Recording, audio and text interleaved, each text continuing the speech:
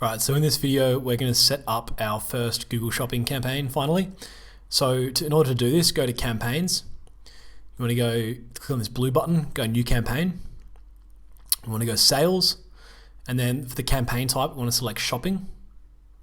And then from here, that's where you select your Merchant Center account. It should just automatically appear. We want to run in the United States. And we want to run a standard shopping campaign. Go continue. So here we're going to call this campaign test bucket. And this is going to be our campaign where we basically just test products, right? So the bid settings.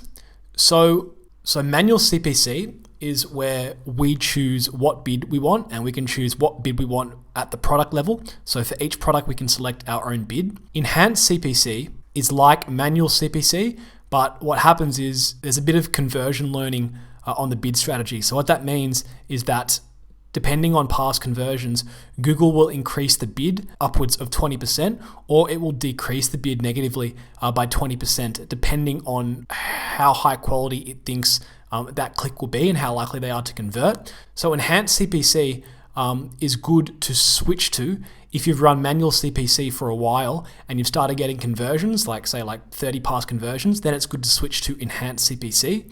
And also if you're not constantly uploading new products, right? Because if you're constantly uploading new products, there's no conversion learning on that product. So sometimes your ads won't get any impressions if there's a new product launched if you're using enhanced CPC because there's no past conversion data on it. So maximize clicks.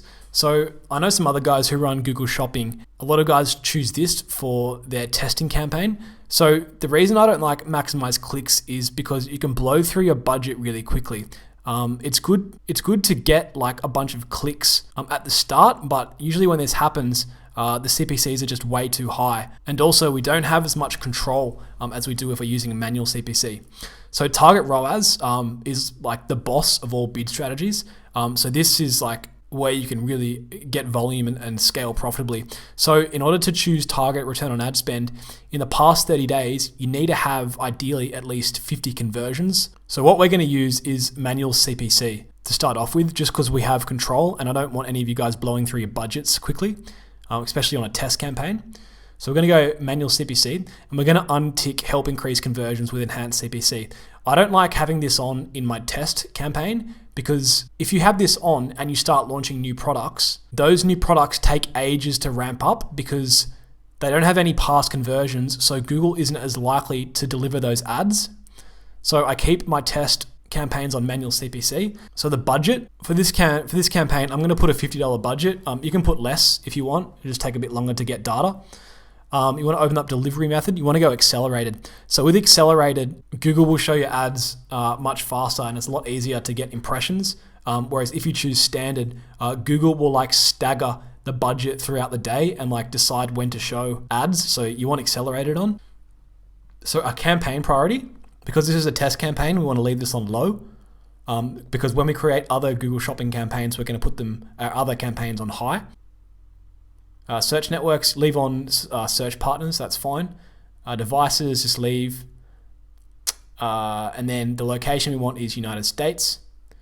Location options, we want people in your targeted locations. And that start end date is fine. We don't want an end date. So we want to go save and continue.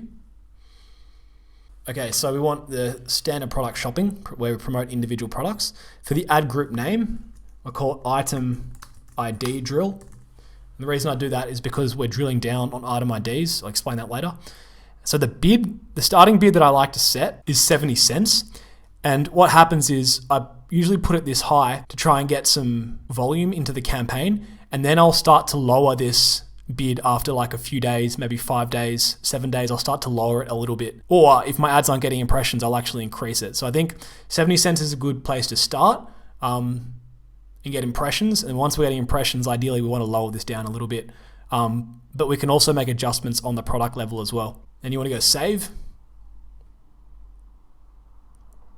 So now we have just created our first Google Shopping campaign. All right, so in the next video, I'm going to show you how to drill down on all your item IDs so you can set specific bids for each product.